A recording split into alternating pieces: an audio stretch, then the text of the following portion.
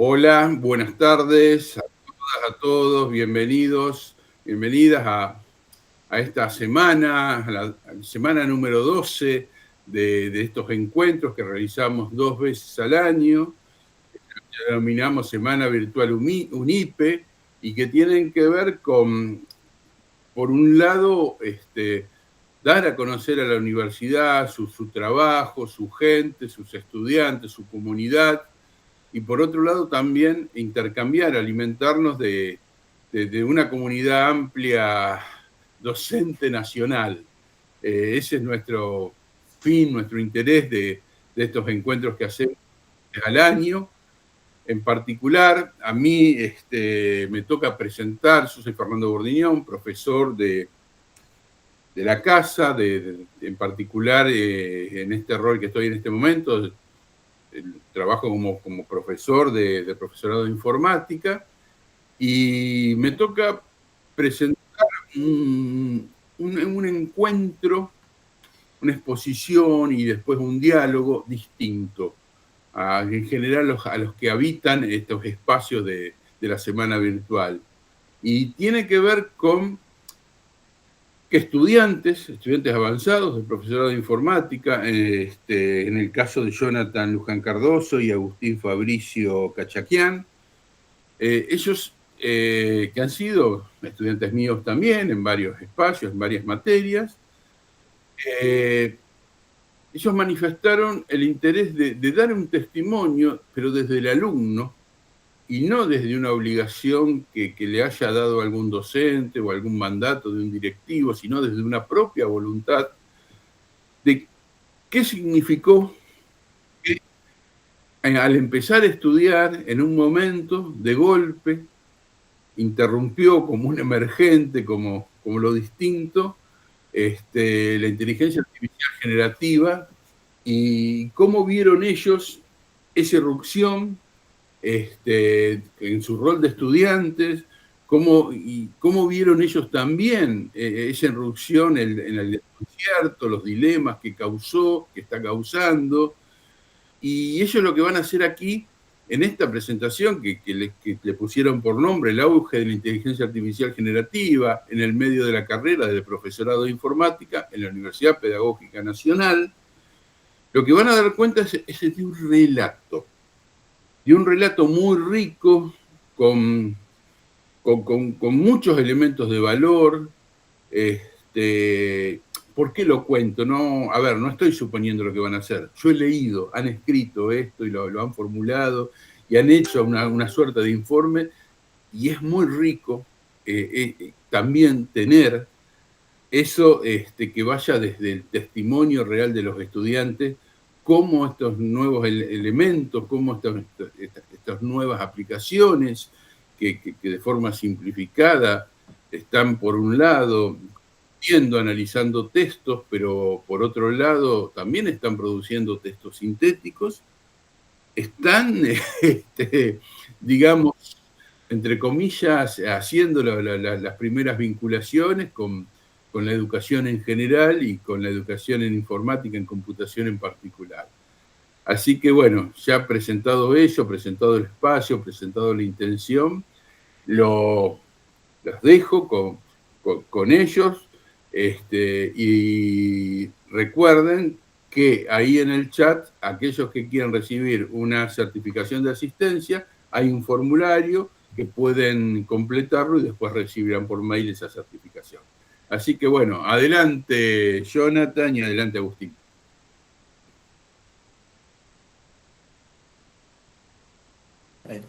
Bueno, muchísimas gracias, Fer, por tan acogedora presentación para los dos. Fue un gusto y estuvimos escuchando todo. Gracias nuevamente. En serio, Fer, muchísimas gracias por la presentación. Y bueno, bien, como decís, esto es un relato que sí, que desde nuestra perspectiva de estudiantes quisimos relatar, y con todas las herramientas que en esta instancia, estudiando ahí en la UNIPE, nos formaron, queríamos, bueno, pasarlo a papel y bueno, que quede en la UNIPE como muestra de todo eso que nos dieron, bueno, también dejárselo a todos ustedes también a modo de presente. Exacto. Bien, comenzamos más. Ok, no sé si... Sí, somos cuantitos, genial. Ok, bueno, nosotros somos estudiantes de profesorado de informática en la Universidad Pedagógica Nacional.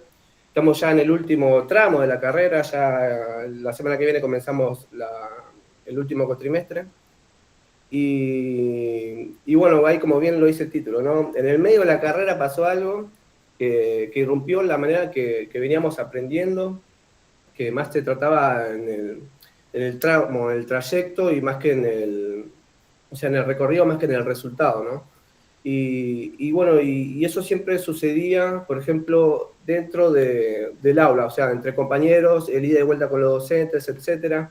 Si bien sí, siempre se recurre a distintas fuentes, por ejemplo, nosotros recurríamos a, no sé, a buscadores en internet o a videos tutoriales de YouTube.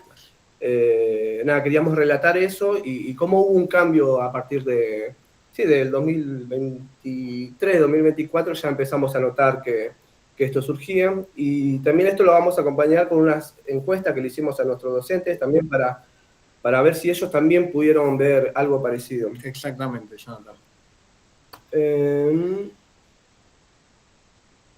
Bien. Ahí va. El objetivo es analizar el impacto que tuvo la inteligencia artificial generativa en nuestra formación de la UNIPE desde que arrancamos en aquel año, en el 2022, hasta la actualidad. Y sumado a la perspectiva que tienen los docentes con toda esta cuestión de la inteligencia artificial generativa. La metodología, bueno, fue mixta, nuestra narrativa más la encuesta que le hicimos a los docentes, que son tanto de informática como de pedagogía y filosofía, que también queríamos ver las distintas miradas que tenían también y los cambios que también que percibieron. La experiencia educativa antes de la inteligencia artificial, nosotros comenzamos en 2022, como dicen, pusimos un poco de binario ahí para demostrar. Y bueno, para poner un poco de contexto también, estábamos saliendo de lo que era la pandemia. Exactamente. A nosotros, cuando arrancamos por allá en marzo del 2022, tuvimos algunas que otras clases, materias en donde seguíamos asistiendo con el uso obligatorio de barbijos dentro del aula, de los espacios cerrados, y que cada vez que iba avanzando se fue normalizando un poquito más. Pero de momento era todo bastante cerrado, seguíamos aún con todos los cuidados, con el alcohol en gel y demás. Cuando comenzamos éramos alrededor de 20 personas y sí, había solamente una chica. Y bueno, hoy al final de este trayecto estamos con Agustín y nuestro otro compañero Walter. Sabemos que detrás nuestro ya hay otras camadas también, que están en tercero, en segundo, en primero también, así que bueno, nosotros vamos a ser la primera camada que sale ahí de Cava. La formación en la que más o menos está estructurada nuestra carrera de doctorado está dividido en 4 ejes. Por un lado está la formación general, la formación disciplinar, que en nuestro caso que estamos estudiando informática, la formación pedagógica y la formación de práctica profesional por las ramas que tengan que ver con el estilo más profesional del profesorado. Nosotros comenzamos este viaje hacia la docencia con materias como matemática discreta, programación, mundo moderno y pedagogía. Y allí también comenzaron nuestras primeras incorporaciones de inteligencia artificial, o lo que nosotros creemos lo que fue todo el cambio disruptivo. Vamos a arrancar hablando un poco sobre lo que fue la materia en concreto, matemática discreta. Esa materia lo que tuvo es que nos obligó a muchos, de que ya teníamos un grupo bastante, digamos, dividido de gente, en la que incluyo terminó relativamente hace poco el secundario, y después tenía a otra gente que ya había terminado el colegio secundario hace bastante tiempo. Entre esos tiempos había mucha gente de que por ahí no tenía una buena base de matemática, otros que sí, Y bueno, la dificultad que se sumaba a ingresar a una nueva carrera de grado y cómo afrontar los distintos desafíos que proponía una de estas materias en concreto, matemática discreta. Bueno, al principio la materia se dividía en lo que es lógica, lo que es teoría de conjuntos, etc. Y después llegamos a la parte de funciones, donde empezamos a ver, hasta ese entonces no nos dimos cuenta, pero estas herramientas que nos daban soluciones mágicas. Cuando llegamos a graficar funciones, la profesora nos mostró esta aplicación en donde deberíamos solamente utilizar para ver cómo se modificaban los gráficos a partir de la modificación de valores que hacíamos, y también para comparar los resultados que nosotros teníamos. Exactamente, Jonathan. Y además, esta aplicación que proponía Photomat era bastante fácil de utilizar, intuitiva, y que proponía de que a través de una foto con tu celular te desarrollaba lo que era el paso a paso de la solución de X ejercicio del que nosotros estábamos trabajando, lo cual a nosotros ya nos parecía un poco, digamos, mágico de ya pasarle una información a un asistente, a una tecnología, y que ya nos devuelva el posible resultado, a las cosas que debemos de hacer para llegar hacia él. Pero en nuestro caso en particular, esta aplicación no la utilizamos mucho, pero más que nada por una falta de interés por los dos, porque no nos interesaba mucho indagar con este tipo de aplicaciones, porque si en caso de que teníamos dificultades o algún que otro tipo de obstáculo en el medio, íbamos y consultábamos directamente con la docente. Sí, sí. Exactamente. Y más, también justo estamos terminando ya el semestre de la materia y podíamos tener cualquier material en la mesa para hacer los ejercicios, pero bueno, esta aplicación obvio que no, pero tampoco lo íbamos a utilizar ahí, pero creo que fue nuestro primer acercamiento a herramientas como esta, pero nunca la conocimos como de inteligencia artificial o algo por el estilo. Después lo que sí, en la próxima materia, que acá también tuvimos distintos obstáculos, porque la abstracción que hay que tener al principio para la programación, que requiere la programación, no la teníamos, la construimos, la fuimos construyendo. Bueno, como el primer ejercicio que hacemos siempre, ¿no?, en la programación del Lola Mundo, y también utilizamos pilas bloques. Exactamente. ¿En qué consiste pilas bloques para aquella gente que está en la llamada y no lo conoce? Pilas bloques es un entorno de programación que te permite aprender los principios básicos de la programación, los bloques más utilizados, las instrucciones más comunes, para tener los primeros acercamientos en la programación, y tiene la característica de que está hecha a través de bloques, de ahí el nombre pilas bloques.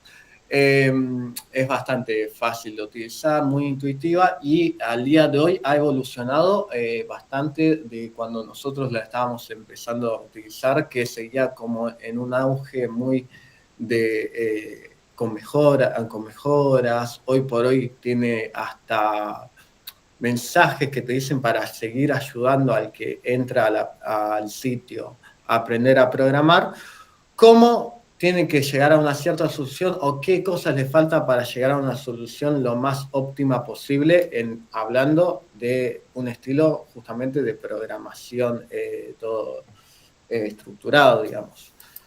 Después, con el paso del tiempo, después de haber terminado todos los ejercicios que nos anunciaron para hacer en pilas bloques, llegó el primer salto que dimos de la materia, que fue, algunos ya conocerán ese logo, que fue Python. Pero no arrancamos a codear, se le dice a la expresión de escribir en el teclado y programar, sino que seguíamos con los bloques en un entorno que se llamaba Samba Bloques, que fue hecho justamente por uno de los profesores de acá de la UNIPE, con el objetivo de todavía no abandonar del todo los bloques, de seguir utilizándolos, pero ahora pudiendo comparar ejercicios, bueno, un poco de la sintaxis que requería el lenguaje de programación Python, y además eran ejercicios mucho más libres. ¿Qué quiero ir con libre? De que ya no eran ejercicios de, por ejemplo, el estilo de mover a un personaje del punto A un punto B, súper gráfico, súper limitado, etcétera, sino de que acá teníamos un amplio abanico de posibilidades. Parte de los ejercicios eran espiralados y veníamos bastante bien hasta que apareció un ejercicio que se llama la letra elegida y que creo que ahí marcó un punto de inflexión en la materia y en la carrera, supongo yo también, porque, bueno, en realidad ese ejercicio en toda la clase no lo pudimos solucionar, no hubo nadie que lo haya podido solucionar. Y así que, bueno, después, cuando terminó la clase, nos pusimos de lleno a esto. También el profesor tenía ese enfoque construccionista, ¿no? De que, o sea, tenía prohibido darnos la solución porque la idea era encontrarla nosotros. Y bueno, después, repasando con ejercicios anteriores, etcétera, bueno, pudimos llegar acá, pero bueno, a la solución, pero nos dimos cuenta de eso, ¿no? De que había que encontrarnos con el problema, superar esa barrera y llegar al conocimiento. Más allá de eso, sí, después seguimos avanzando con la carrera y la programación nos encantó. Y otras de las cosas que vimos, por ejemplo, en la carrera, que también había distintos problemas con todo lo que es lectura y escritura académica. Exactamente. Cuando hablamos de lectura y escritura académica, la materia que más sobresale en este estilo para todos los ingresantes de los NIPE es Mundo Moderno. Mundo Moderno es una materia que compartimos todas las carreras, que consiste prácticamente en su enfoque, como que en su objetivo más primordial, es que nosotros, los ingresantes, para cualquier tipo de edades y demás, tengan las herramientas básicas para poder realizar actividades del estilo académico, ya sea infografías, preguntas y respuestas, resúmenes. Todo eso lo fuimos abarcando en esta materia. Y la falta de lectura se notaba, y se notaba bocha, mucho. Y es más, hasta tuvimos distintos... La universidad también nos crearon... Sí, después de clase que íbamos a los cursos, sí. Los cursos hubo cursos relacionados también a la lectoescritura y comprensión de textos, que seguían desarrollando mucho más, todo posibilidades para que siempre se siga mejorando el desarrollo de habilidades a nivel académico de nosotros. Pasaba esto de que si un alumno no leía o no prestaba del todo atención y demás, es como que se notaba ese cambio, se notaba de que faltaba algo para que se produzca del todo un aprendizaje en todos los contenidos que brindaba Mundo Moderno. Y también aquel que leía también se notaba porque, bueno, eran los que más participaban en clase, etc.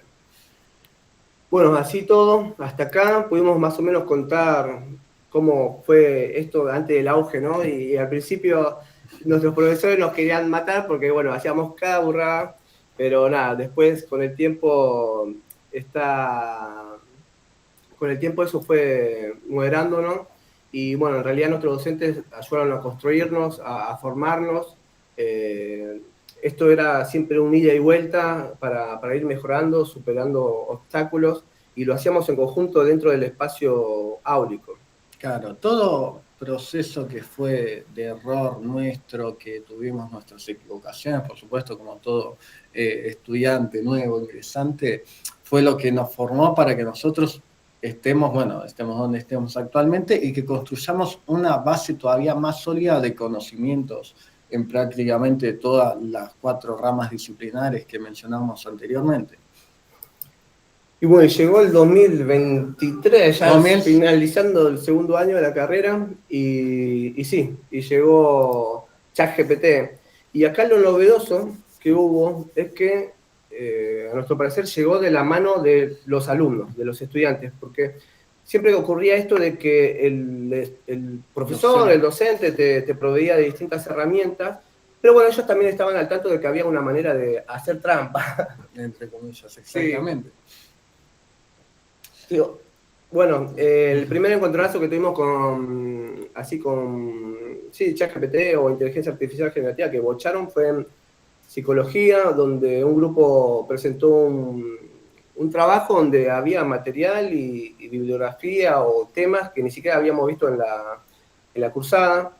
Y siempre existió esto en la universidad de que, che, guarda contra el plagio, guarda contra esto, copiar y pegar de distintas fuentes, etc. Y acá como que empezó a ocurrir eso. Así que nada, igual siempre la docente dando otras oportunidades, etcétera, nada, lo pudieron lograr. Y también en otra instancia donde vimos IA, ya fue, por ejemplo, en teoría de la computación, etcétera, donde, bueno, por ejemplo, había compañeros que, o sea, ante nuevos paradigmas, etcétera, y buscar fuentes, distintas fuentes, y ya teniendo esto a mano, ya lo hacían todos los ejercicios que eran semanales, lo hacían con esta herramienta, y ya como que ya empezaban a depender de esta herramienta.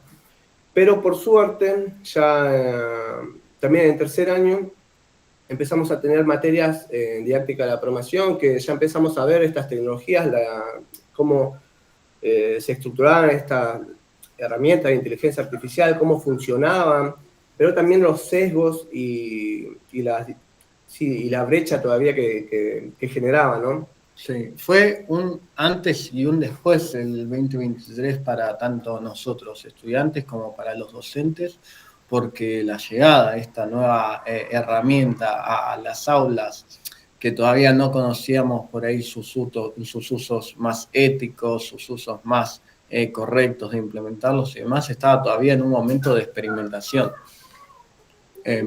Sí, después ya en cuarto año. Este año. Sí, bueno, sí, ya este año, finalizar, 2025. Bueno, justo con Fernando nos propuso un seminario donde pudimos sumergirnos en estas herramientas. Al principio como que nosotros le huíamos, pero nada, después nos hizo entender de que había que dedicarle tiempo, había que investigar acerca de estas herramientas, utilizarlas, etc. Y estuvo bueno porque con los demás compañeros también de la otra sede de Pilar, cada uno hizo proyectos donde compartían qué de lo bueno de tal herramienta, etcétera, qué malo, qué está bien, qué estaba mal. Y nada, y salieron trabajos muy buenos y hubo cosas que sí, que las incorporamos por suerte, pero lo que más resaltamos fue esa mirada crítica a lo que te devuelve un prompt, ¿no? Y de utilizarlo siempre sabiamente, ¿no? Exactamente, y además, sumado a todo el aprendizaje, todo este lado ético que nos enseñó Fernando Bornión, tuvimos además la materia de inteligencia artificial que fue dictada por otro docente, Maximiliano Urso, que en donde ahí ya comprendimos también qué era la inteligencia artificial, cómo operaba, cómo trabajaba, de que ya utilizaba el mismo tipo de mecánica de lo que utiliza datos para después devolver un resultado, pero en esta ocasión lo entrenábamos con puramente datos y respuestas, y después él iba aprendiendo a través de patrones y distintos tipos de entrenamientos que existen para la inteligencia artificial. Es más, terminamos creando nuestros propios modelos que eran más no de recomendación, de anticipación, no. Decisión. Sí, no. Perdón. Uy, no, Era de hoy como YouTube, cuando te hace Claro, de recomendaciones prácticamente. No, bueno, tiene otra. Ya nos vamos a acordar. Sí, y bueno, y también, bueno, vimos la parte de esa ética también detrás de los algoritmos también, que también que es muy importante al momento de utilizarla, porque a veces se utiliza para muchos lados que ya está implicada mucha gente y se toma decisiones a través de un clic y nada, hay que prever eso también. Después, hasta acá más o menos, bueno, vimos cómo lo vivimos todo este tiempo, ahora el antes y el después, y ahora queremos también ir a la encuesta que le hicimos a los docentes. Exactamente, ver también cuál es la opinión que tuvieron los docentes a través de todo esto y dejar de lado también nuestra experiencia como protagonistas también. Podemos ver de que acá en la pantalla tenemos cómo fue el perfil docente. Destacamos para la encuesta 4 cosas.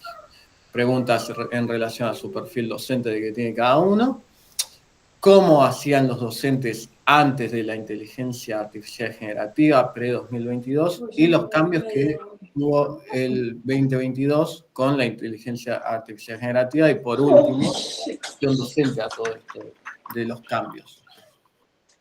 El total de docentes que respondieron fueron 11, o sea, de 12 fueron 11, así que de 10, que ejercen acá en la UNIPE, en la Universidad Nacional de Quilmes, en la de Buenos Aires y otras instituciones educativas, y que su trayectoria van desde 9 a 30 años.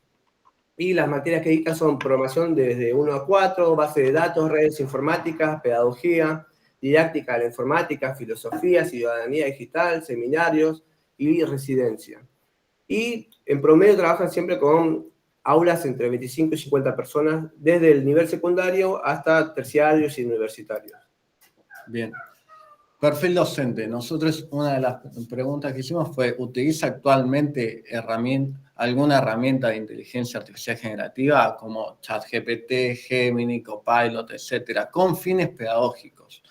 Vemos que en el gráfico de torta hay como una mayor inclinación a que sí, que se está utilizando también por parte de los docentes de manera ocasional, frecuente, y después el otro porcentaje está tirando más para un no, que no le o porque no le interesa el uso de experimentar con una inteligencia artificial generativa, o porque no lo utiliza, pero se abre a que haya una posibilidad de utilizarlo. La otra pregunta fue, por ejemplo, ¿qué estrategias utilizaban sus estudiantes antes de entregar trabajos, etcétera, antes de la erupción de la IA? Y bueno, en el mayor de los casos, bueno, eran búsquedas en buscadores, en YouTube, por ejemplo, consultas con los compañeros, con los docentes también. Y bueno, y también se basaban en la lectura y en la bibliografía que los proveían los propios docentes. Bien. Otra de las preguntas que usamos para pre-etapa 2022 fue cómo evaluaba usted la comprensión real de los contenidos por parte de sus estudiantes antes del uso de la inteligencia artificial generativa. Mayormente se evaluaba como aceptable o buena, porque tenían esta estructura, buena o aceptable. Y bueno, ahora a partir de los cambios de la IA generativa, hicimos la misma pregunta, ¿no? ¿Desde cuándo comenzaron a ver que se estaba utilizando? Y bueno, la mayoría también tuvo ese auge, ¿no? En 2024, pero algunos ya lo estaban percibiendo ya en 2022 y 2023. Claro. ¿Qué tanto cambiaron estos trabajos prácticos entregados por los estudiantes a partir del uso de la inteligencia artificial generativa? La gran mayoría marcó de que hubo algunos cambios moderados y después otro porcentaje marcó que habían cambios importantes o cambios mínimos. Y bueno, también la pregunta, ¿no? ¿Utilizan la IA generativa para aprender mejor o solo para cumplir la tarea? Y hay un porcentaje alto que dice, bueno, que es para ambas, pero también otro porcentaje del resto dice que en realidad es para cumplir tareas. ¿Qué tipo de mal uso de la inteligencia artificial observó en el aula o en las entregas académicas? Los docentes perciben de que los trabajos que se entregan a sus estudiantes son un copio y pego de las respuestas generadas por la inteligencia artificial, que no tiene errores, que no tiene un rasgo personal sin un análisis y con una clara falta de citas que no corresponden con el nivel del estudiante que observamos. Además, se percibe mucho esta demanda que te puede generar utilizar este tipo de herramientas muy frecuentemente. También, la otra pregunta era cómo se adaptaron los docentes, ¿no? O sea, y la mayor parte dice que tuvieron que modificar, ¿no? Cómo evaluaban, cómo enseñaban, porque, nada, justo para corroborar esto, ¿no? A ver si había aprendizaje o no. Y bueno, la mayoría también optó por cambiar la forma de enseñar y de tomar las evaluaciones. ¿Qué cambio implementó en las consignas y actividades para realizar esto después de la inteligencia artificial? La mayoría de los docentes implementó evaluaciones presenciales y o orales, también que justifiquen el proceso de resolución de los ejercicios con referencias y una escritura mucho más personal y reflexiva, ya no tanto más del estilo académico, sin perder ese académico, pero todavía siendo como un tanto informal, podríamos decir. Bueno, después preguntamos esto, si los docentes ya están utilizando como apoyo, ¿no?, a la IA generativa, y bueno, la gran mayoría utiliza para planificar y para generar materiales, y igual todavía existe gente que no la usa, y después puede ser por falta de interés o porque todavía está en una etapa exploratoria. Después, la mayoría de los docentes reconoce que la inteligencia artificial puede mejorar el acceso a la información y reduce el tiempo de búsqueda o redacción. Sin embargo, hay algunos que la ven no ven beneficios concretos en el uso de estas herramientas. Y bueno, después preguntamos si se considera que la IA generativa puede enriquecer el proceso de enseñanza y aprendizaje, y bueno, todavía creemos que todavía como está en esta etapa exploratoria, ¿no? Es muy pronto como para afirmar o negar que suceda tal cosa. Así que bueno, la mayoría no quiso meter la mano en el fuego, nosotros tampoco la ponemos, pero bueno, nada, la idea es que hay que sumergirse y explorar y sacar las propias conclusiones. Exacto. ¿Qué riesgos o preocupación genera el uso excedido de inteligencia artificial por parte de los estudiantes? ¿Cuál es la preocupación de los docentes? La mayoría identifica la pérdida de la autonomía, el pensamiento crítico, pero además el uso de la herramienta para hacer trampa o copiarse. Bueno, ahora sí. Esas fueron prácticamente parte de las preguntas que pensamos, que fueron orientadas a esto, darle una evolución, una seguidilla desde preetapas de la inteligencia artificial, durante la post-etapa de inteligencia artificial, que ya estamos todavía, de aquí en adelante va a ser parte de todo nuestro recorrido, incluyendo nosotros que vamos a ser futuros docentes, y cómo lo están viviendo actualmente parte de los docentes de la UNIPE, en especial relacionados con el área nuestra del profesorado de informática. Si hay alguna duda, pregunta que quisieran hacernos, este es el momento perfecto. O aclaración, aporte, todo es bienvenido.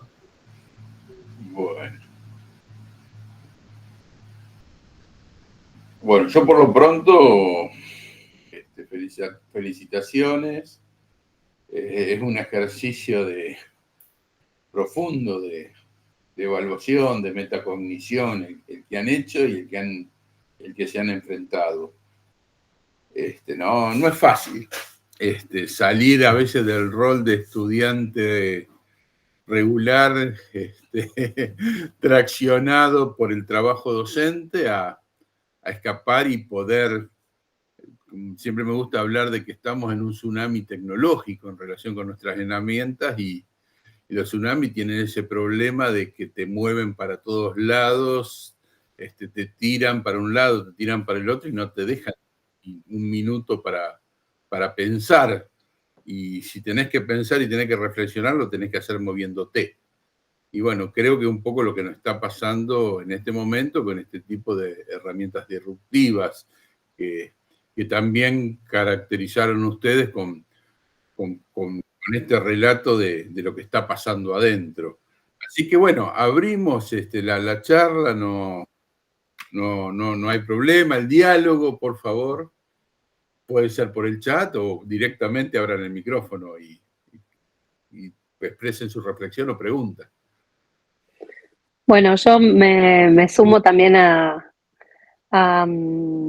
agradecerles esta presentación. También me ha tocado acompañarlos en rol docente a ambos, así que verlos ahora de este lado me encanta.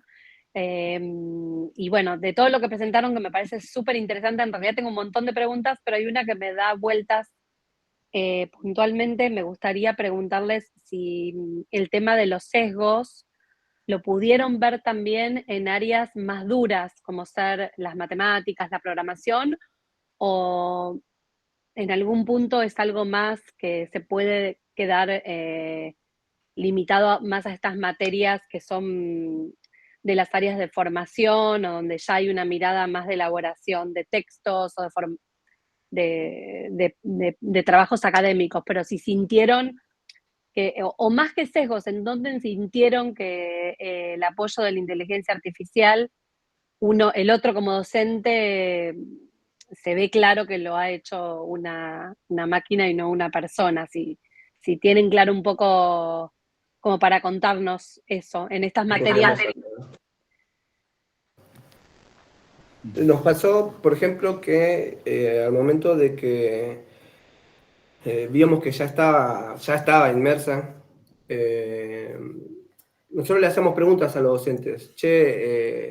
¿Cómo van a evaluar? Porque hay personas que se queman las pestañas leyendo, etcétera, esto que el otro, etcétera, y después hay personas que te copian y te pegan lo que aparece en un prompt.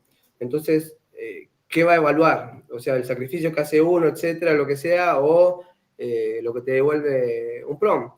Y bueno, y la pregunta siempre quedaba ahí, ¿viste? A ver qué pasaba, pero bueno, la realidad siempre nos decían, bueno, uno aprende y el otro no sabemos, porque no sabemos.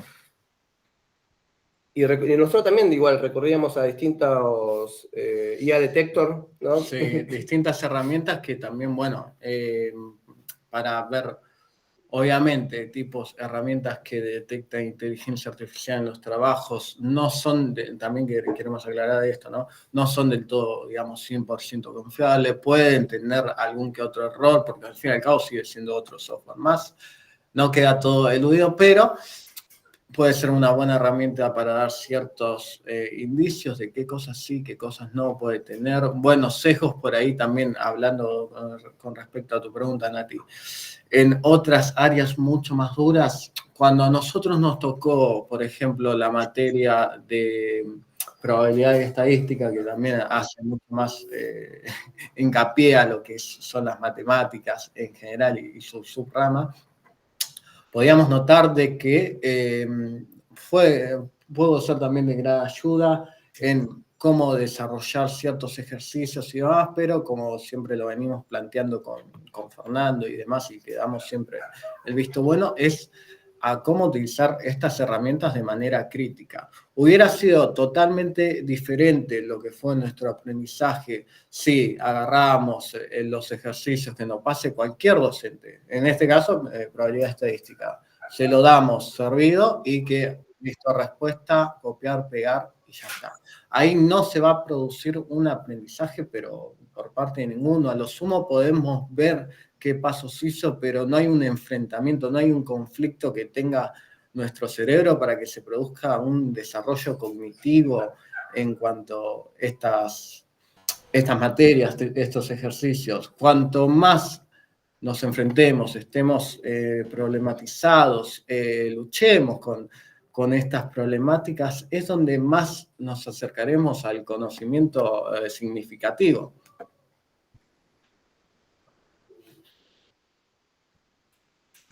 ¿Alguna pregunta más? ¿Alguna reflexión también? Ahí tenemos a mi hermano. Perfecto. Bien, con hinchada. Bien. Mundo de fans. Bueno, felicitaciones por este camino realizado. Me pregunta, ¿se hubiesen preferido que existiera la inteligencia artificial desde el principio de la carrera o están conformes con la manera que surgió? Y nosotros hasta ahora todavía lo tenemos hasta ahí nomás.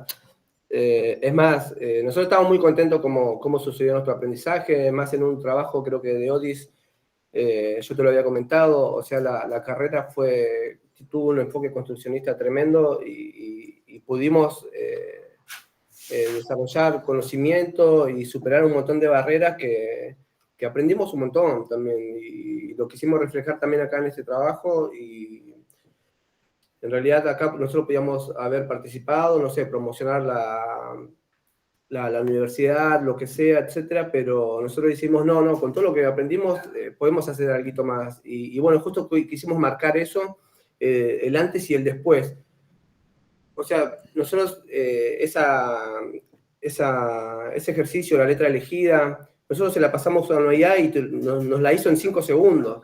Totalmente. O sea, y yo creo que ese marcó un antes y un después, y qué hubiese pasado si hubiésemos tenido esa solución ahí, y no sé si estaríamos dando acá la conferencia esta, así que nada, es un no sé, ahí sí que te puedo decir, no sé qué hubiese pasado. Ahí si nos permiten después más para un poquito al final, si no quedan más dudas ni reflexiones, vamos también a ir cerrando un poco el PowerPoint y mostrar también un ejemplo concreto de una comparativa que realizamos hace unos poquitos minutos de lo que es esta inteligencia artificial para que siga teniendo sustento todas las palabras que nosotros estamos explayando.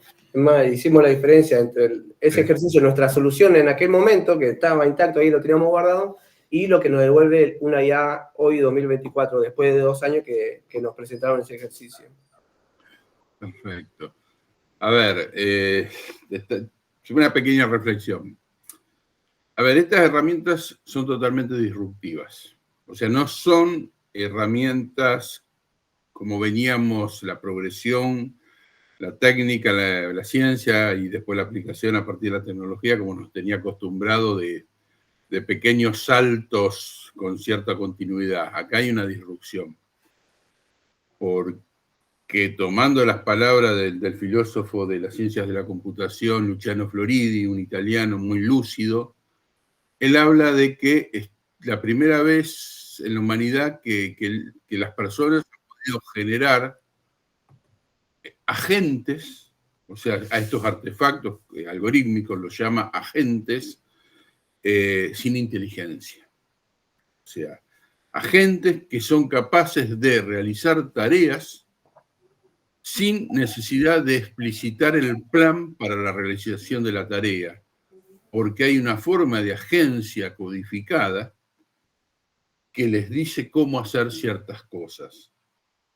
Y eso es la primera vez que ese quiebre se está dando en este momento, porque las personas con las herramientas han tenido una relación desde la antigüedad que han sido los manejadores, los drivers de sus herramientas, pero acá las herramientas toman con esa agencia cierta independencia. Y estamos construyendo una relación nueva en este momento sobre herramientas que son imperfectas por naturaleza, ya sea por errores normales, pero también puede haber planificaciones en los errores. Acá hay intereses geopolíticos muy grandes atrás de estas herramientas, que son modelos que nos llegan, que todavía no los construimos nosotros desde nuestra visión, desde nuestra Latinoamérica. Y bueno, no quiero dispersar porque la charla es de ustedes, pero a ver, hay muchos warning, hay muchos cuidados que tener en cuenta sobre estas herramientas que están todavía en construcción y que son totalmente disruptivas con lo anterior. O sea, para la educación en particular, nos genera un problema, una obligación de trabajo, porque esto está cambiando la relación con el saber y la forma en la cual, básicamente, por un lado, se construye conocimiento, pero por otro lado, cómo debe modificarse, adaptarse, ayornarse la enseñanza. Bueno, no hablo más, no sé si quedó alguna pregunta, alguna... Sí, ahí también Patricia y María del Carmen, ahí acotaron unas cositas que bueno, que también nosotros queríamos compartir ya dos, tres diapositivas más, que también tienen que ver justo con esas reflexiones. Nosotros el marco teórico donde nos enfocamos, ¿no?, para hacer esto es también...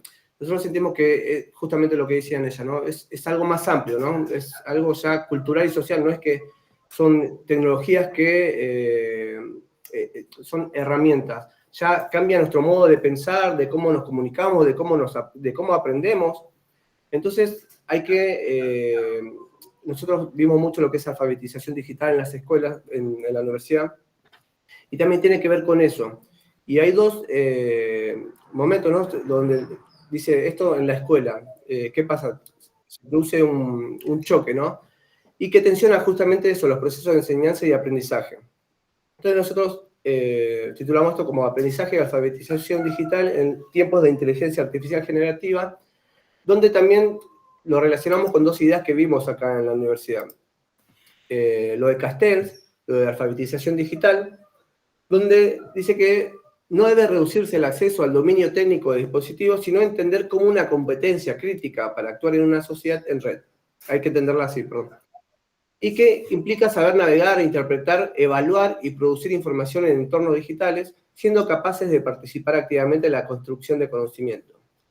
Así que desde esta perspectiva, el uso de herramientas como IA generativa no puede pensarse solo como una ayuda para completar tareas, sino como parte de un proceso más complejo que requiere juicio, ética y autonomía.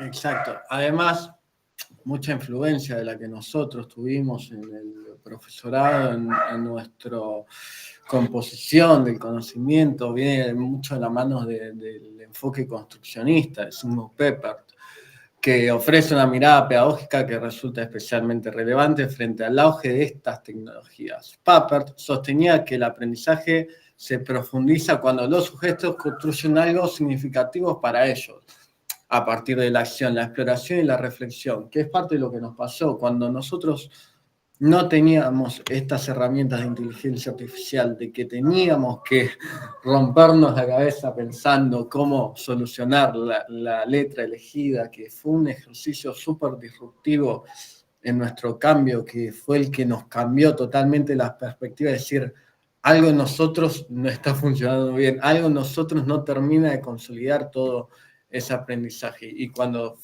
pudimos resolverlo y pudimos pensarlo por nuestras propias cuentas, fue cuando dimos ese clic cognitivo que cambió todo.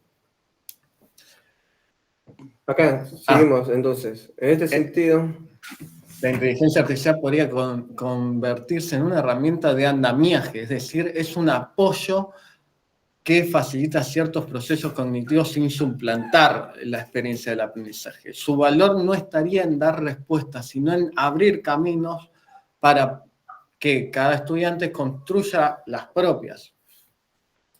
Y bueno, y a través de esto nosotros sacamos también nuestra propia conclusión, donde también, desde nuestra experiencia en la UNIPE, hemos sido testigos y protagonistas de cómo la inteligencia artificial generativa ha modificado las prácticas de enseñanza, aprendizaje, evaluación, el acceso a la información y a la forma de construir conocimiento. Antes de la IA generativa, el estudiante debía buscar, comparar, interpretar y construir sus respuestas a partir de múltiples fuentes. Este proceso requiere de tiempo, esfuerzo, interacción entre compañeros y docentes. El aprendizaje estaba más vinculado al proceso que al resultado y se construía a través de ensayo y error en el entorno educativo. Esto nos hace pensar, ¿qué pasa cuando la respuesta aparece antes que la pregunta? Dejamos de tener esa instancia en la que nos enfrentamos con el problema en sí y comenzamos a depender de un prompt. Este es el verdadero problema y no basta con decirle no a la IA porque ya está dentro del aula. Así que hay que formar para que se utilice con criterio de responsabilidad. Paralelamente, aunque exista resistencia por parte de los docentes, de a poco la inteligencia artificial comienza a consolidarse como una herramienta de apoyo también para los docentes, especialmente en tareas de diseño y planificación. Aunque es temprano para notar algunas tendencias, esto puede venir acompañado de nuevas formas de enseñanza si se hace de manera responsable, crítica y creativa.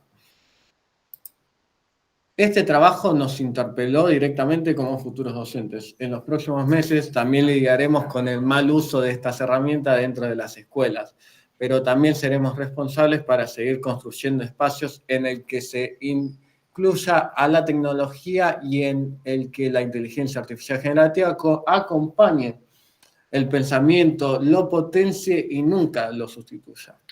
Así que por eso decimos que este estudio es un granito de arena que no busca cerrar ningún debate y que esperamos que ayude a recopilar información que se pueda utilizar en futuros estudios con evidencia y experiencias que ayuden a la labor docente en tiempos de algoritmos.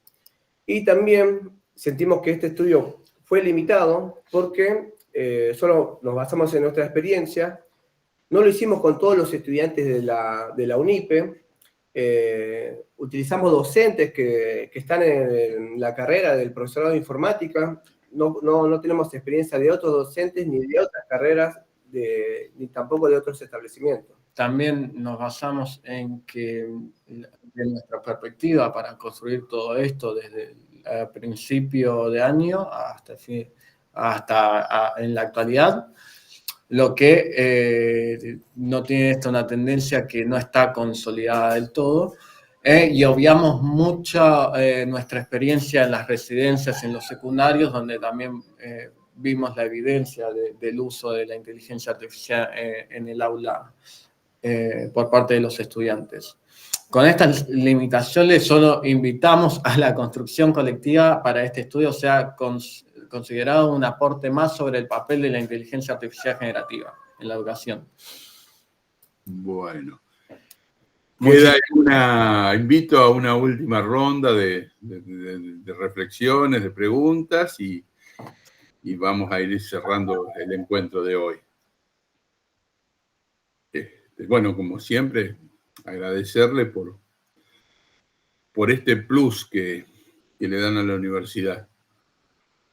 Porque verdaderamente estas observaciones, estas reflexiones, es un plus desde un lugar genuino que es la voz de los estudiantes.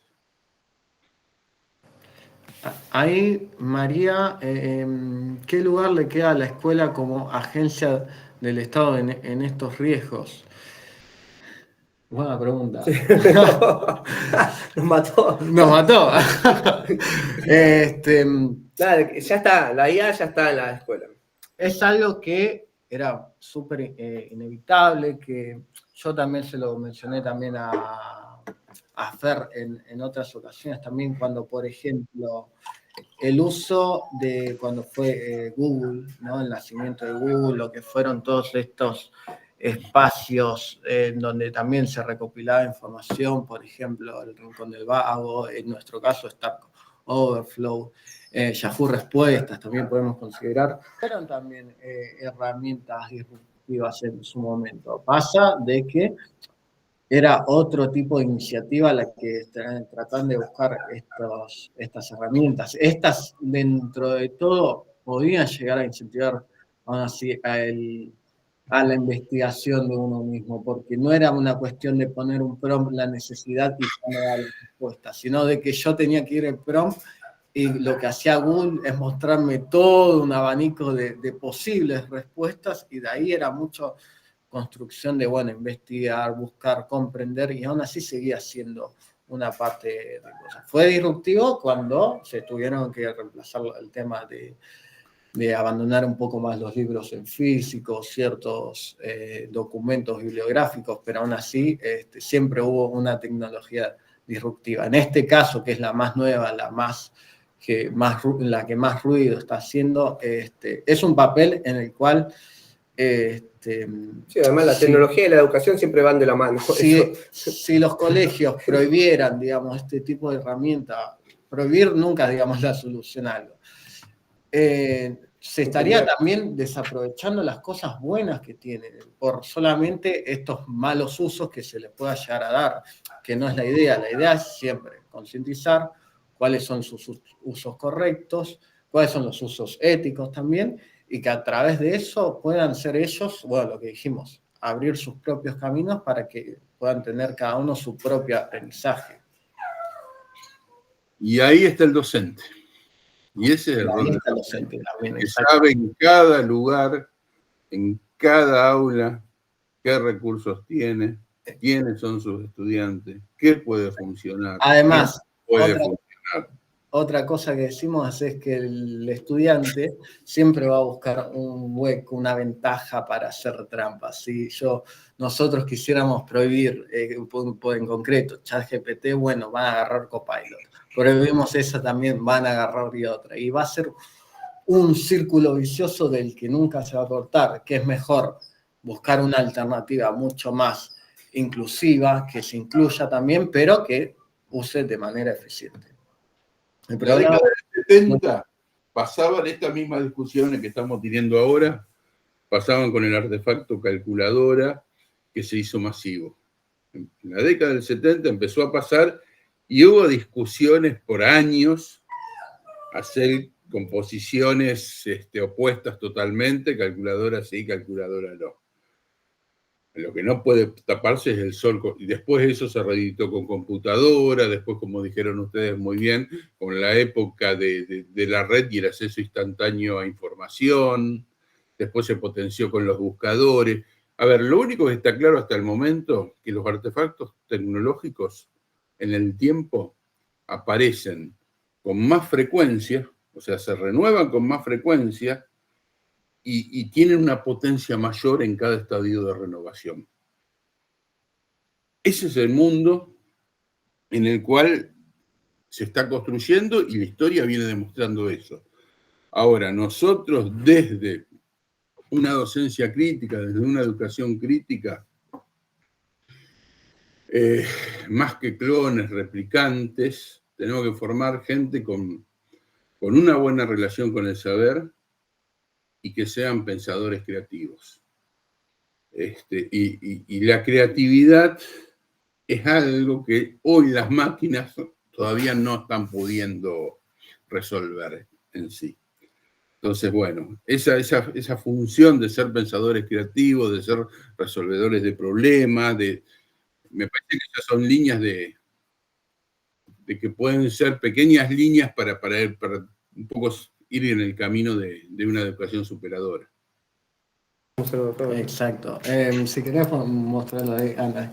Bien, para ahí estamos completamente de acuerdo con lo que mencionás. Y para ir más o menos ya cerrando esto, queríamos mostrarles también el ejemplo en concreto de lo que nosotros hablábamos cuando decíamos nuestra problemática con la letra elegida, que nos dio pesadillas y también mucho conocimiento.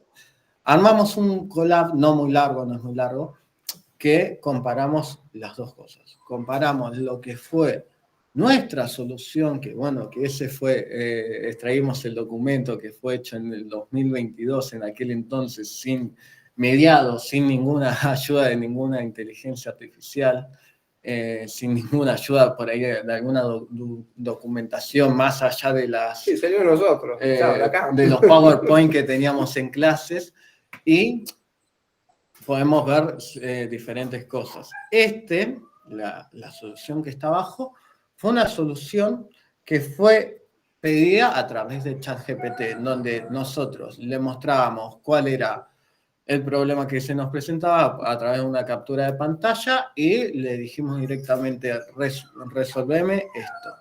Y exactamente como la máquina no sabe decir no lo puedo hacer o no sé para este tipo de circunstancias, lo puede hacer y te lo resuelve y nos lo da. Y notamos ciertas diferencias, cierto distinto estilo de escritura que tiene, más allá de que obviamente sintácticamente y semánticamente está todo correcto, pero utiliza ciertas cosas que nosotros en su momento no podríamos haber utilizado. Por ejemplo, en una de las líneas figura donde aparece el primer if, para la gente que no entienda por ahí mucho de informática, if es un tipo de condición que se le pone a una estructura para determinar si se cumple tal acción. Entonces hay un if not, o sea, lo contrario, de que si no pasa, que un número -string sería .isDigit. Centrándonos especialmente en la palabra isDigit, paréntesis, que ahí la va a seleccionar Johnny, eso se le llaman métodos, que se utilizan que vienen de otro tipo de librerías, de otras personas que fue ya creado previamente, que cumple la función de esto, de convertir un número, de validar si ese número es realmente un número y no es, por ejemplo, una letra, cualquier cosa que no sea algo numérico.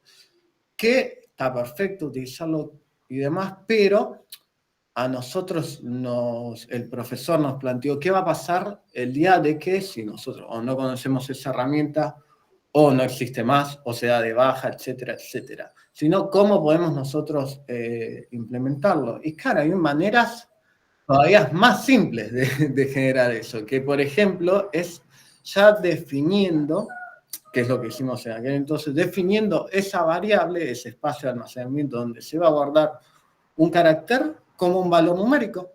Y es parte justamente de la sintaxis que tiene Python y no fue extraído de alguna librería externa, fue totalmente hecho con la materia prima que utiliza Python. Aparte, bueno, lo nuestro tiene buenas prácticas, o sea, está separado en procedimientos, etcétera, es más legible, dice qué es cada cosa, etcétera, pero bueno, a esa distancia todavía la inteligencia artificial generativa no llegó, así que nada, con esto queríamos concluir, agradecerles a todos y bueno, lo invitamos, ¿no? Tanto a otros estudiantes o lo que sea, que se animen a hacer estas presentaciones para la universidad, está genial.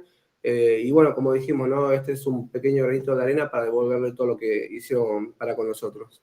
Perdón, la última pregunta que también nos deja Patricia. Pensar en el método de enseñanza si en este tiempo sigue siendo correcto. ¿Qué se busca? ¿Calidad o cantidad? Y es ahí donde el alumno busca la cantidad. Porque de eso depende su aprobación y la inteligencia artificial le da el 6 que necesita para aprobar. Exactamente, no podremos estar más de acuerdo. Siempre se busca más la cantidad que la calidad, pero puede ser, es parte de lo que nos va a tocar desarrollar y no lo tenemos que ver como si fuera algo malo, sino de que tenemos que utilizar esa energía a nuestro favor, que ya conocemos cuál sería el enemigo, qué debemos de hacer con él, cómo plantearnos ante él y no sumarnos a esa oleada. Así que, bueno, dicho... Además se presentan relaciones complejas, vos lo dijiste recién, Agustín. Totalmente. Los algoritmos no saben que no saben. O sea, al no haber una comprensión como humana o de tipo humano, sino al haber abajo solamente modelos matemáticos que hablan de probabilidades de cosas que sucedan, pasa eso. El algoritmo siempre va a dar una respuesta. Nunca va a decir, de esto no sé o esto no lo sé. Y en esa respuesta muchas veces aparecen lo que se llaman alucinaciones, cosas inventadas, datos falsos, que son otro tipo de error más allá del entrenamiento. Entonces, el problema es cuando alguien con un tema que es estudiante, tiene una relación muy inicial con un saber, el exponerse a máquinas de este tipo que no saben, que no saben, es peligroso. Es peligroso porque no puede evaluar, y no es una referencia como el docente, ni puede evaluar lo que le está diciendo. Entonces, también está esa cuestión de que estos agentes cognitivos es ver cuándo empiezan a ser en cada momento útiles para complementar la enseñanza, para complementar mis aprendizajes como estudiante. Cuando yo empiezo como estudiante a tener criterios, pequeños criterios para poder mínimamente validar ciertas cosas. Entonces también está ese tema. Las máquinas no saben que no saben. Bueno, les agradecemos. Saluden ustedes, que el espacio es de ustedes. Bien, perfecto. Bueno, muchas gracias a todos por asistir, por estar acá. Fue nuestra primera investigación, nuestra primera exposición, también nuestro primer aporte también a todo lo que nos ha dado la UNIPE. Y bueno, les agradecemos a todos de todo corazón por haber estado aquí presenciando nuestra charla y que espero que les haya sido útil, que puedan sacar alguna que otra vivencia. Gracias a todos, en serio. Gracias. Muchísimas gracias. Muchísimas gracias.